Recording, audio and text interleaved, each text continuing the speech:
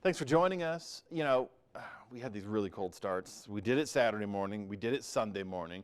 Cold afternoons. We've been doing it since last Friday. We're slowly making improvements. In fact, this afternoon, some of us cracking into the 40-degree club. That's a big difference compared to below 30 degrees. Not minus 30, but we were below the 30-degree mark at the end of last week. On Friday, we could only hit the 27. Well, Thursday we hit 27. Friday we were in the mid-30s. Saturday we were in the mid-30s. Today, lower 40s.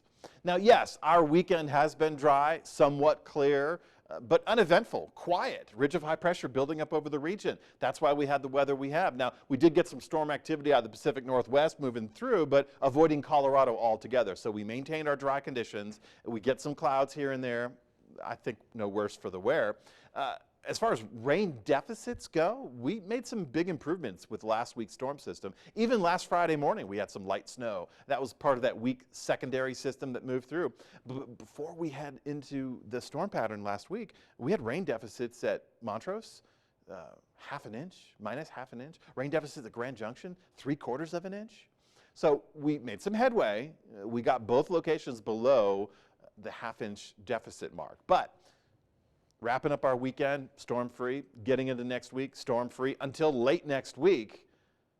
And by the way, late next week, it's going to feel fantastic. But late next week, that's when we see our next round of active weather moving through. So in the meantime, we're working on our temperatures. We slowly made improvements of the last 3 days, Friday, Saturday, and today.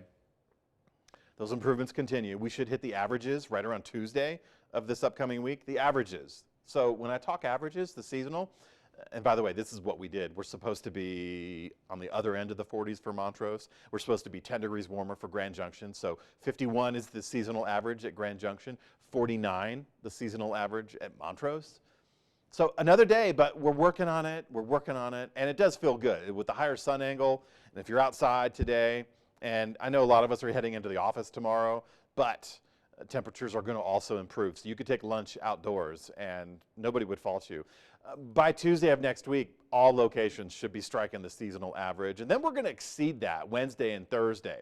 Now, the timing right now is subject to change, and it will. But late next week, we should have an incoming storm system. We're going to be too mild for anything but rain at our elevation. But a little bit of snow in the mountains is not going to... You're not going to hear any complaints out of anyone, I don't think.